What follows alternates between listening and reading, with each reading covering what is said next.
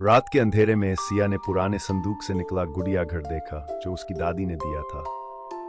लकड़ी की नन्ही खिड़कियों से अजीब सी परछाइयां कमरे में नाच रही थीं, मानो कोई छुपा हुआ देख रहा हो। जैसे ही उसने गुड़िया घर का दरवाजा खोला, एक ठंडी लहर पूरे कमरे में फैल गई और हवा में एक गूंजती हुई आवाज सुनाई दी।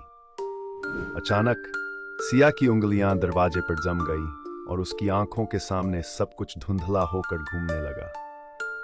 जब उसने होश संभाला तो पाया कि वह खुद उसी गुड़िया घर के अंदर एक छोटी सी गुड़िया के रूप में खड़ी है। बाहर से उसकी अपनी बड़ी आंखें गुड़िया घर में झांक रही थीं, जैसे कोई और अब उसके शरीर को चला रहा हो। सिया ने चीखने की कोशिश की, मगर उसकी आवाज सिर्फ दीवारों में गूंजकर खो गई। घर के अंदर हर चीज अजीब और जीवंत लग रही थी। छोटे फर्नीचर अपने आप हिल रहे थे, परछाइयां दीवारों से फिसल रही थीं और एक ठंडी हवा लगातार उसके गले को कस रही थी। सिया ने भागने की कोशिश की, मगर हर दरवाजा फिर से उसी कमरे में खुलता। घबराकर उसने गुड़िया घर की खिड़की से बाहर देखा तो उसकी ही मुस्कुराती हुई शक्ल फुसफुसाई, अब मेरी बारी है बाहर खेलने की।